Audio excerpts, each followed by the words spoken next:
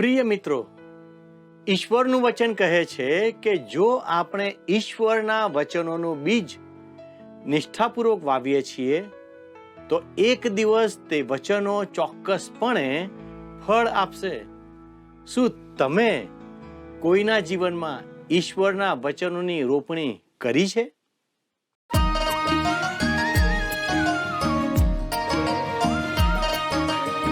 स्तवन करूं, स्तवन करूं, स्तवन करूं ईसु तारूं. वचन सुनीने ग्रहण करूं सहु तेने पंथे चालू. स्तवन करूं, स्तवन करूं, स्तवन करूं ईसु तारूं.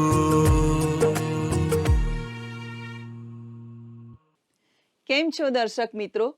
સ્તવન કાર્યક્રમમાં આપ સર્વનો આવકાર કરતા મને આનંદ થાય છે. આપ નિયમિત રીતે આ અભ્યાસમાં સામેલ થાવશો તે બદલ ખૂબ આભાર. મને આશા છે કે તે દ્વારા તમે ઈશ્વરના વચનોમાં દ્રઢ થઈ રહ્યા હશો.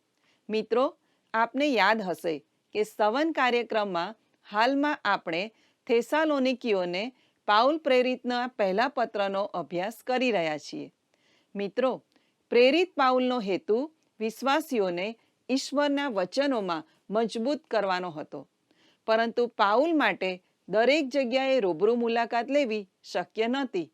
માટે તે આ પત્ર દ્વારા વિશ્વાસીઓને ઈશ્વરના વચનોનું શિક્ષણ આપે છે. મને વિશ્વાસ છે કે આજના અભ્યાસ દ્વારા તમે પણ ઈશ્વરના વચનમાં મજબૂત બનશો. આજે આપણે પહેલો થેસાલોનિકી 2 અધ્યાય 14 થી 20 કલમોનો અભ્યાસ કરીશું. તેથી તમારા બાઇબલ, પેન અને નોટબુક સાથે તૈયાર થઈ જાઓ.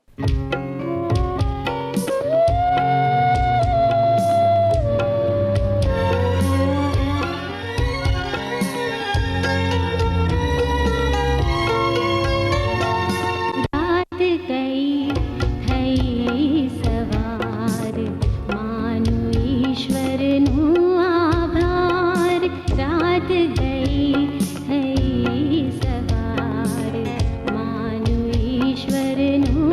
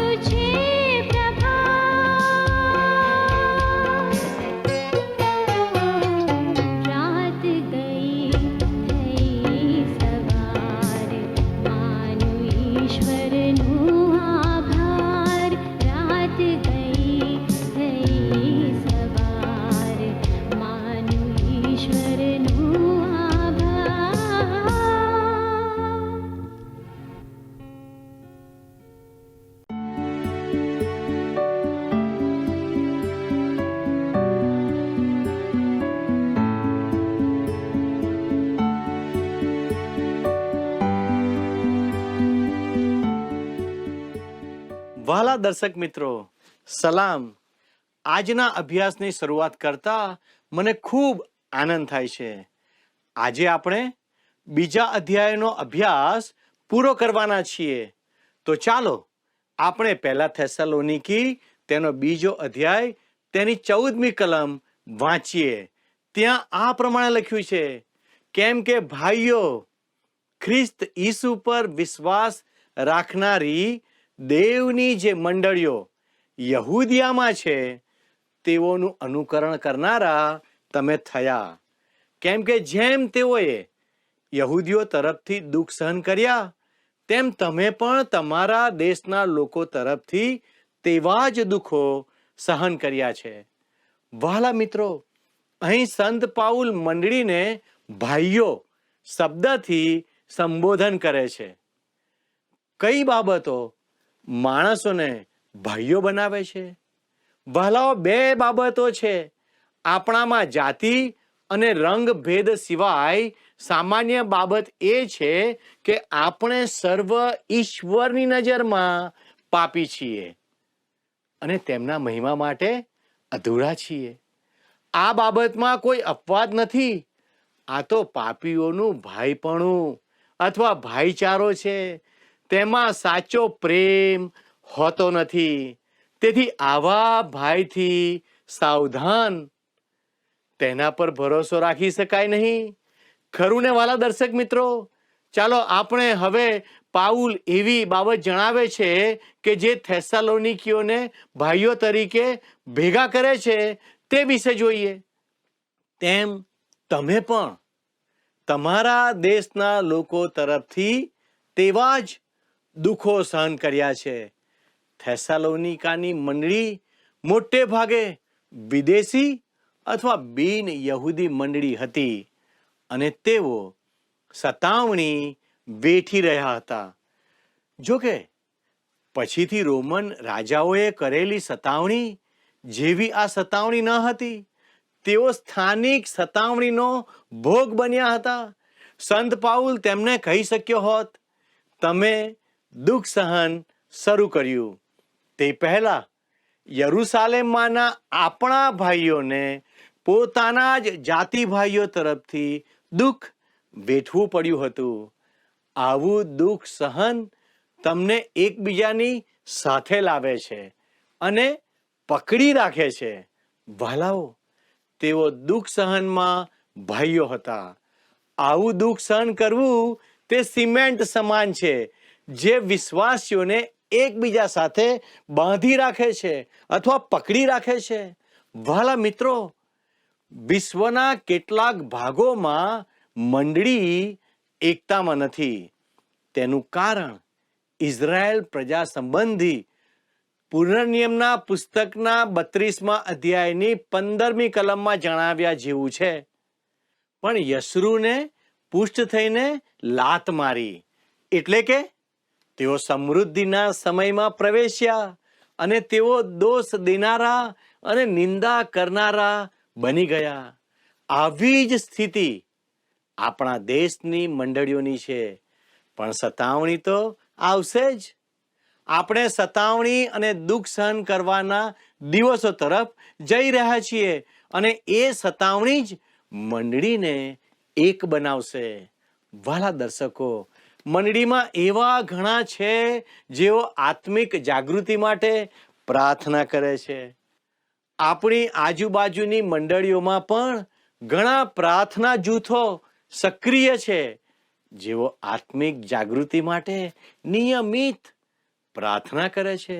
આત્મિક જાગૃતિ આવે માટે અમારે સતાવણી સહન કરવી પડશે તેવું કોઈ વિચારતું નથી.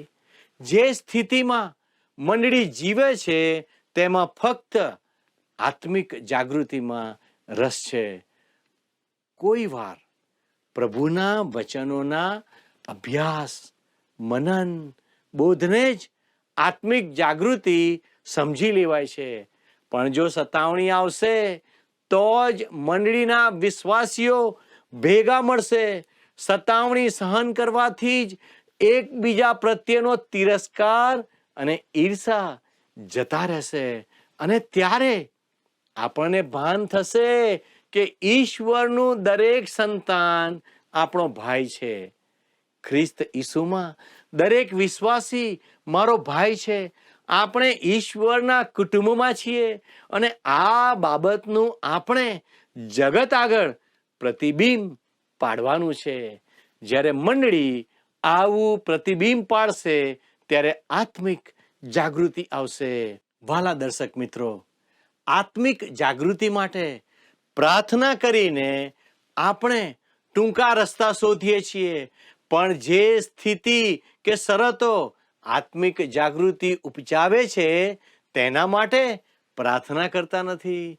ભૂતકાળમાં પણ આવી બાબતોએ આત્મિક જાગૃતિ આણી હતી તેવા ઘણા બધા દાખલા છે.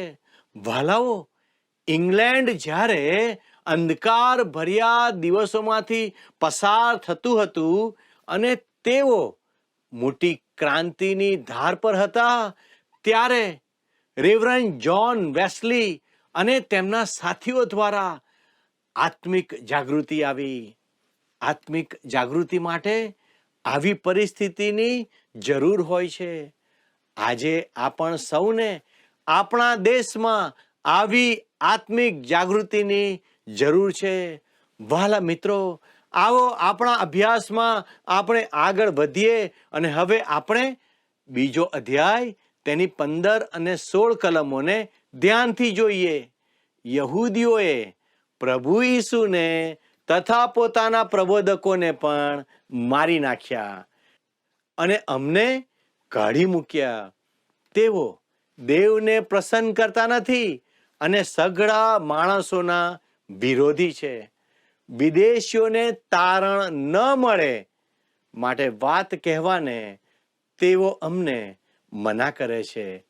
તેથી તેઓ નિત્ય પોતાના પાપનો ઘડો ભરે છે, પણ તેઓ પર અત્યંત કોપ આવી ચૂક્યો છે.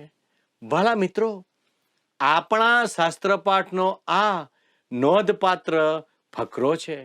તે મહાન સિદ્ધાંતને પ્રગટ કરે છે. ઈશ્વર પાપને તેની પરાકાષ્ઠાએ જવા દે છે. પ્રબોધકો આ માટે જ ઉપમા વાપરતા તે પાપનો પ્યાલો કે ઘડો ભરાઈ જવો તે હતી. ઈશ્વર પાપના ઘડાને ભરાઈ જવા દે છે. ઈશ્વર તેમાં દખલ કરતા નથી, જેથી શૈતાન કદી એમ ન કહે કે જુઓ, મને કદી તક આપવામાં ન આવી, કેમ કે ઈશ્વર મને આગળ વધવા દેવા માંગતા ન હતા. વહાલા દર્શકો, હું માનું છું કે મહાસંકટનો સમય એવો સમય હશે જ્યારે ઈશ્વર શૈતાનને છૂટો દોર આપશે. હવે આપણે આપણા અભ્યાસમાં આગળ વધીએ. પહેલા થેસલોનિકી 2 અધ્યાય તેની 17મી કલમ.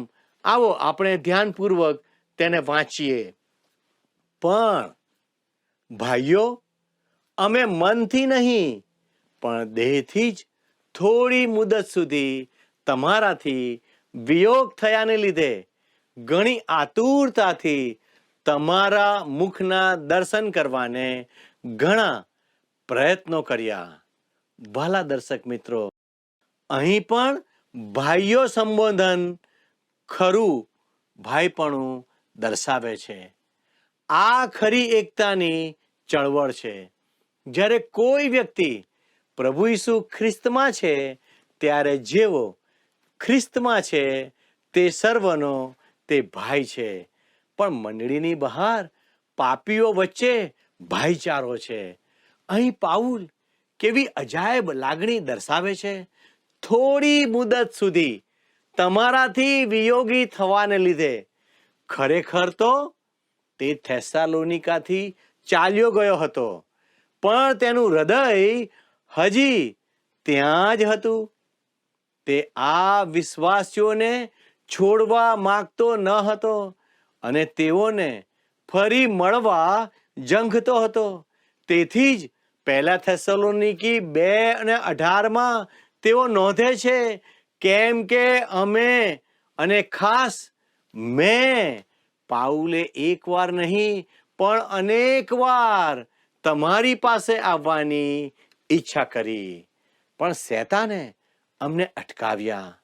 સંત પાઉલને આત્મિક પરખ હતી કે તેને થેસાલોનિકા જતો અટકાવવામાં શેતાનની યોજના હતી. મિત્રો, અહીં શેતાનનો અર્થ જ શત્રુ અથવા વિરોધી થાય છે.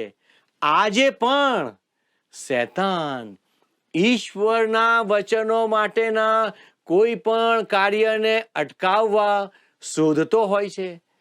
શેતાન શુભ સંદેશના પ્રચાર અને સ્વીકારના કાર્યને બગાડે છે. ઈશ્વરના વચન અને કાર્યને તે રોકે છે. શેતાન ઈચ્છતો નથી કે ઈશ્વરની વાણીનું પ્રસારણ થાય. વહાલા દર્શક મિત્રો, આવો આપણે આપણા અભ્યાસમાં આગળ વધીએ અને પહેલા થેસલોનિકી 2 અધ્યાય તેની 19 અને 20 કલમમાં આ પ્રમાણે લખ્યું છે, કેમ કે અમારી આશા કે આનંદ કે અભિમાનનો મુંગટ શું છે? શું આપણા પ્રભુ ઈસુ ખ્રિસ્તના આવવાને સમયે તેની સમક્ષ તેમજ એ મુંગટ નથી? હા, તમે અમારો મહિમા તથા આનંદ છો. વહાલા દર્શક મિત્રો, અહીં સંત પાઉલ જણાવે છે કે તેની એક મહાન અપેક્ષા છે. જ્યારે પ્રભુ ઈસુ તેમની મંડળીને લેવા માટે પાછા આવે ત્યારે જે લોકોને તેણે પ્રભુ ઈસુ પાસે આણ્યા તેઓને જોવાની તેને તક મળે.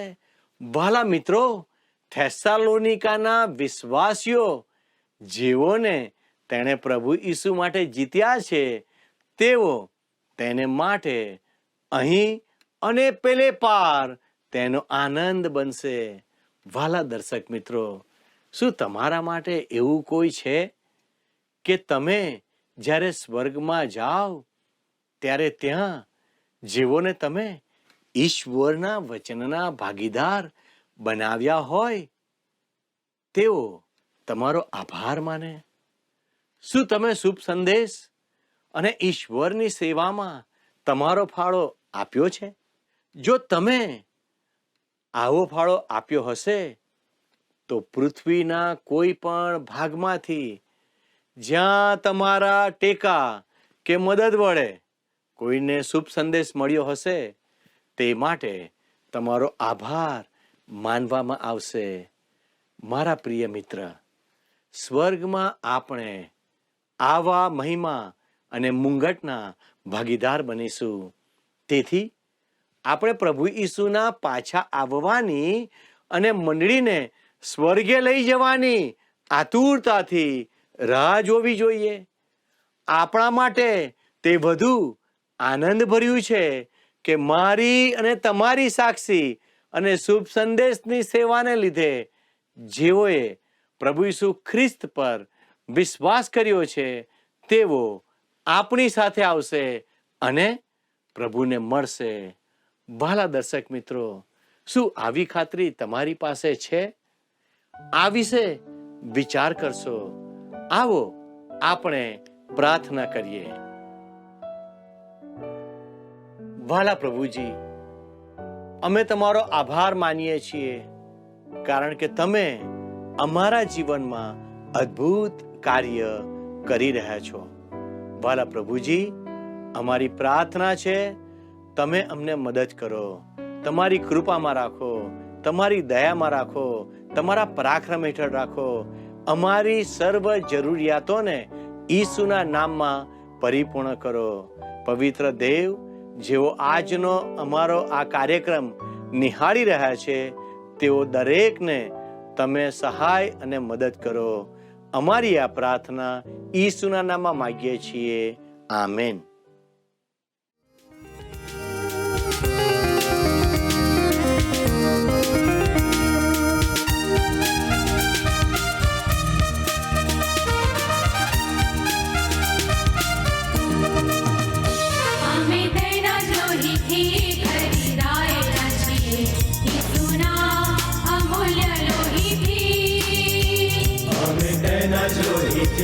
હરિદાય રસી ઈસુના અમૂલ્ય લોહીથી અમે સંતોની ભેટી થયા છીએ ઈસુના અનેરા પ્રેમમાં.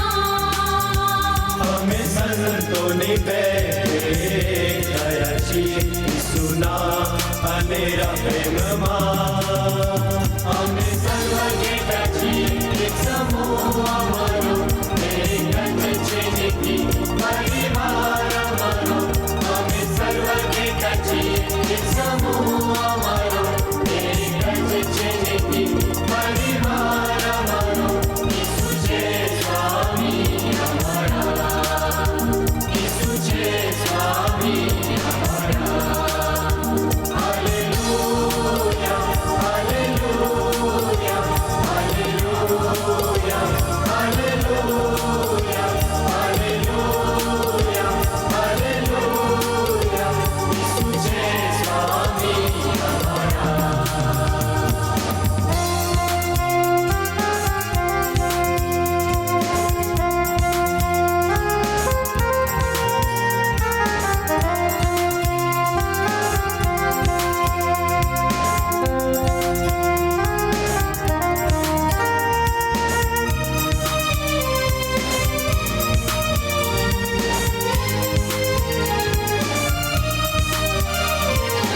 અમે અવયવોએ શરીરના છીએ ઈસુ ખ્રિસ્તના શિરપતિ છે. અમે અવયવો એક શરીરના છીએ, ઈસુ ખ્રિસ્તના શિરપતિ છે. આકાશ મારું કાયમી રહેઠાણ, આકાશ અમારું કાયમી રહેઠાણ. નામ દઈને તેણે પસંદ કર્યા છે. નામ દઈને તેણે પસંદ કર્યા છે. અમે સર્વ તેડાયેલા છીએ. અમે સર્વ તેડાયેલા છીએ. અમે સર્વ ઘેટા છીએ એક સમૂહ અમારો, એક જ છે નિકી પરિવાર અમારો. અમે સર્વ ઘેટા છીએ એક સમૂહ અમારો, એક જ છે નિકી પરિવાર અમારો. ઈસુ છે સ્વામી અમારા, ઈસુ છે સ્વામી અમારા. Hallelujah, hallelujah, hallelujah, hallelujah, hallelujah, hallelujah. Isu છે સ્વામી અમારા.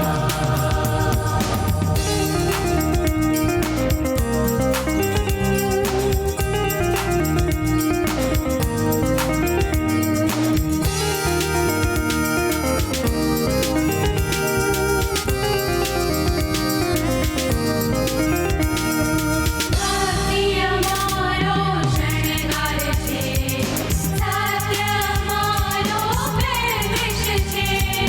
ભક્તિ અમારો શણગાર છે, સત્ય અમારો પહેરવેશ છે. ભાઈચારો છે લક્ષપણો, ભાઈચારો છે લક્ષપણું. સેવા કરવાને તેડાયેલા છીએ. સેવા કરવાને તેડાયેલા છીએ. સેવા અમારી પ્રતિજ્ઞા છે. સેવા અમારી પ્રતિજ્ઞા છે. અમે સર્વ ઘેટા છીએ એક સમૂહ અમારો, એક જ છે નિકી પરિવાર અમારો. અમે સર્વ ઘેટા છીએ એક સમૂહ અમારો, એક જ છે નિકી પરિવાર અમારો. ઈસુ છે સ્વામી અમારા, ઈસુ છે સ્વામી અમારા. Hallelujah, hallelujah, hallelujah, hallelujah, hallelujah, hallelujah. Isu છે સ્વામી અમારા. પ્રિય મિત્રો, પ્રેરિત પાઉલ ઈશ્વરનો આભાર માને છે કારણ કે જ્યારે થેસાલોનિકીઓએ તેમનો સંદેશો સાંભળ્યો ત્યારે તેઓએ તેને માણસોના શબ્દ તરીકે નહીં, પરંતુ ઈશ્વરના સાચા વચન તરીકે સ્વીકાર્યો.